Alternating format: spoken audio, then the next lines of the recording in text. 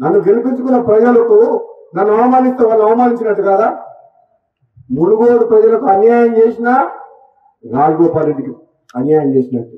మీ అందరికి అన్యాయం చేసి ఇక్కడ అభివృద్ధికి నిధులు రాలేదంటే నేను శాసనసభ్యులుగా నేను సంతోషంగా ఉంటానా? అంటే మీకు అన్యాయం జరిగితే నాకు అన్యాయం జరిగినట్టు కాదా? అందుకనే ఎప్పుడంటా నాకు అన్యాయం జరిగినా పర్వాలేదు, కానీ మునుగోడు ప్రజలకు అన్యాయం చేయొద్దని గతంలో చెప్పిన ప్రభుత్వానికి ఇప్పుడు కూడా చెప్తున్నా. సరే, నాకు మీరు మాట ఇచ్చినప్పుడు ఇద్దరు, కానీ అప్పటిదాకా మాత్రం మునుగోడు అభివృద్ధికి మాత్రం సహకరించండి, ఒక్క రూపాయి కూడా ఆపేస్తున్నా. ఇస్తామన్న మాట ఆలస్యమైంది, సమీకరణం కుదరలేదని అంటుండ్రు. ఎందుకు కుదురుతారో సమీకరణం? మనసు ఉంటే మార్గం ఉంటుంది. ఎవరు పుల్ల పెడుతూ రాకుండా ఎందుకు కుదురుతారో సమీకరణలు? నీకు నన్ను పార్టీలో తీసుకున్నప్పుడు కదా మీ ఇద్దరు వరదలు ఉండాలి కదా, తెలుసుగా. మన పార్లమెంట్ ఎన్నికలప్పుడు రెండోసారి ప్రామిస్ చేసి మాట ఇచ్చినప్పుడు కదా మీ ఇద్దరు వరదలు. అంటే అది ఎట్లుందంటే ఒడ్డు దాటినాక ఓడమలయ, ఒడ్డు దాటినాక బోడమలయ అన్నట్టుంది.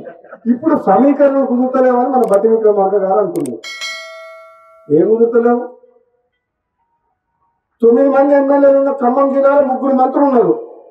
ఎంతమంది ఉన్నారు? 11 మంది ఎమ్మెల్యేలు ఉన్న నల్గొండకు 3 ఉన్నారు. తప్ప మహబూబ్నగర్కు ముఖ్యమంత్రి ఇచ్చినాం కదా మనం. రేవంత్ రెడ్డికి ముఖ్యమంత్రి ఇచ్చినప్పుడు ఇద్దరు తప్పేంది? ఇదే నమ్మరంలో ఎవరన్నా తక్కువ ఇద్దరికిద్దరే గట్టలనే ఇద్దరం. నేనేమంటున్నా, పదవి ఎవరికి ఎప్పుడు ఇవ్వాలని కాంగ్రెస్ పార్టీ అధిష్టానం నిర్ణయం తీసుకుంటుంది. ఆలస్యమైనా సరే నేను ఓపిక పడుతున్నా. పదవుల కోసం పాటులాడే వ్యక్తిని కాను. నేను ఒకటేమంటున్నాను, ఈ ప్రాంతం ప్రజలు గతంలో ఎమ్మెల్యే గెలిపించినప్పుడు మనకు ప్రభుత్వం తీయాల్సి ఉండే. ఇప్పుడు ఎమ్మెల్యే గెలిపించారు, మన ప్రభుత్వం ఉంది.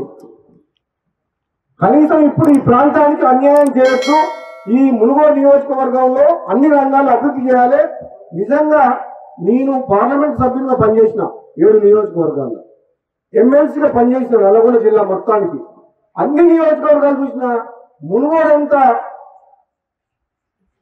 వెంటబాటులో ఎక్కడ లేదు. మునుగోడులో రోడ్లు లేవు, ప్రభుత్వ బడులు లేవు, ప్రభుత్వ ఆసుపత్రులు లేవు, కరెంటు సమస్యలు ఉన్నాయి. ఎన్ని రకాల మునుగోడులో మన సాగునీరు కాలువలు ఉన్నాయా? మరి మిర్యాలగూడ, హుజూర్ నగర్, కోదాడ, నాగార్జున సాగర్ ఎట్లున్నాయి కావాలి వాళ్ళకు? అంటే ఇక్కడ మనం డిండి లిఫ్ట్ ఇరిగేషన్ కోసం ఎన్నో ఏళ్ళ నుంచి కొట్లాడుతున్నాం. కమ్యూనిస్టులు కూడా పాదయాత్ర చేసి పోరాటం చేసిండు. నేను మన ఎమ్మెల్యే అయిన తర్వాత అసెంబ్లీలో మాట్లాడి, ఉత్తమ్ కుమార్ గారు మాట్లాడి డిండికి నీళ్ళు తీసుకురావని 1200 కోట్లతో ఏదో రిజర్వాయర్ నుంచి 1200 కోట్లతో సొరంగ మార్గం టెండర్లు పిలిపించినాం. రాజకీయాలలో ఒకే కుర్చీకి పోటీ పడ్డప్పుడు కొన్ని ఉంటాయి. అదే కుర్చీలో కూర్చోవాలని 10 మంది అనుకున్నప్పుడు మిగతా 9 మంది నిరాశ చెందుతారు. అది కుటుంబానికి సంబంధించింది కావచ్చు, కులానికి సంబంధించింది కావచ్చు, ప్రాంతానికి సంబంధించింది కావచ్చు, వ్యక్తులకు సంబంధించింది కావచ్చు, ఉంటాయి ఇవన్నీ. కానీ మీరు వాళ్ళు సృష్టించే అపోహలకి లోనయ్యి మీరు వాటిని వేగంగా వ్యాపింపజేయడానికి ప్రయత్నం చేస్తే అది అంతిమంగా మీ అందరికీ, మనందరికీ, తెలంగాణ రాష్ట్రానికి, దేశ సంపద కూడా నష్టాన్ని చేకూరుస్తుంది. అలాంటి అపోహలు ఏమైనా ఉంటే తొలగించడానికి ఈరోజు ప్రత్యేకంగా సమయం తీసుకొని మీ దగ్గరికి నేను రావడం జరిగింది. ఇంకొక మాట కూడా చెప్పదలుచుకున్నా. ఇన్వెస్ట్మెంట్స్ కోసము రోడ్ షోలు United states of America, Singapore, Japan, south Korea, Dubai లాంటి నగరాలకు పర్యటన చేస్తున్న మేము, మీరు రండి మా రాష్ట్రంలో పెట్టుబడులు పెట్టండి, మా నగరాన్ని అభివృద్ధి చేయండి అని విదేశాలకు వెళ్ళి దావోస్ లాంటి వరల్డ్ ఎకనామిక్ ఫోరం మీద వెళ్ళి ఆహ్వానిస్తున్నప్పుడు నేను మిమ్మల్ని అడిగేది ఒకటే, ఇతర దేశాల నుంచి పెట్టుబడులను ఆహ్వానిస్తున్న మేము ఈ నగరంలో, ఈ రాష్ట్రంలో, ఈ దేశం అభివృద్ధి కోసం పాటుపడుతున్న మిమ్మల్ని ఎందుకు ప్రోత్సహించము? ఎవరినో వెళ్ళి ఎక్కడి నుంచో భాష రాని వాడిని, భావం తెలియని వాడిని, ఈ ప్రాంతంతో అనుబంధం లేని వాడిని మా నగరానికి వచ్చి పెట్టుబడులు పెట్టండి, మీకు అవకాశాలు కల్పిస్తామని చెప్తున్నా. మేము ఇక్కడనే పుట్టి ఇక్కడనే పెరిగి మీ సంపదను మొత్తం ఈ జాతికి అంకితం చేసి మిమ్మల్ని ఎందుకు వదులుకుంటామని మీరు ఆలోచన చేస్తున్నారు. అంటే అపోహలు సృష్టించే వాళ్ళ ఆలోచనలతోని మీరు ప్రయాణం చేస్తే ఇలాంటి అపోహలు వస్తాయి. అందుకే మొట్టమొదటి ప్రాధాన్యత మీకే. మీరు పోటీ పడండి, పాలసీలు అడగండి, ఇంప్రూవ్మెంట్ ఎట్లా చేయాలో చెప్పండి, మీ అనుభవాన్ని మాతో పంచుకోండి. మన నగరాన్ని ఒక గొప్ప నగరంగా తీర్చిదిద్దుకుందాం. I may not satisfy as individual or individuals. నేను ప్రతి వ్యక్తిని సంతోష పెట్టలేకపోవచ్చు. ప్రతి వ్యక్తి ఏదో ఒక అంశంతో నా దగ్గరకు వచ్చినప్పుడు వాళ్ళు అనుకున్న మేరకు నేను సహకరించకపోవచ్చు. దానికి నాకు పరిమితులు ఉండొచ్చు. నేను మధ్యతరగతి మనస్తత్వం ఉన్నవాడిని. నేను పెట్టుబడిదారుడి ఆలోచనలు ఉన్నోని కాదు. మధ్యతరగతి వాడికి సమాజం పట్ల భయం ఉంటుంది, సమాజం పట్ల గౌరవం ఉంటుంది, సమాజం ఏమనుకుంటుందని ఆలోచన చేస్తాడు. ఉన్నంతలో సర్దుకుపోదాం, దుప్పటి ఉన్నంతనే కాళ్ళు జాపుకుందామని ఒక ఆలోచన ఉంటుంది.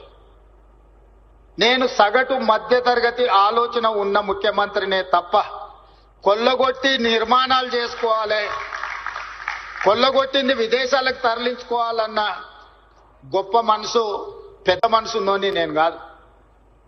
అందుకే కొంతమంది ఏదైనా ప్రపోజల్స్ వచ్చినప్పుడు I may not oblige your whatever, మీ యొక్క ప్రతిపాదనలు నేను ఆమోదించకపోవచ్చు.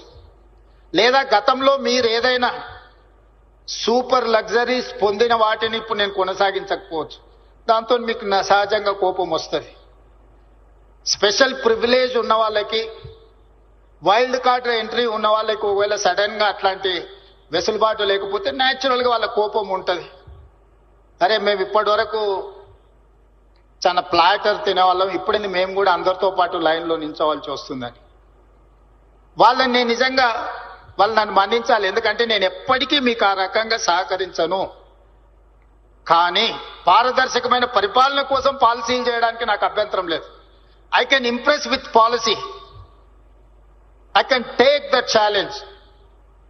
నేను ఓపెన్ మైండ్తో ఉన్నాను. మీరు పాలసీ ఏమైనా చెప్పండి, ప్రజలకు ఉపయోగపడేది, మీ రంగానికి ప్రయోజనం చేకూర్చేది, తద్వారా తెలంగాణ రాష్ట్రాన్ని అభివృద్ధి పదం వైపు నడిపించడానికి, హైదరాబాదు నగరాన్ని దేశంలోనే కాదు ప్రపంచంలోనే గొప్ప నగరంగా తీర్చిదిద్దడానికి మీ ఆలోచనలు పంచుకోండి నాతో. మీరు అందరు ప్రపంచాన్ని అంతా చూస్తున్నారు.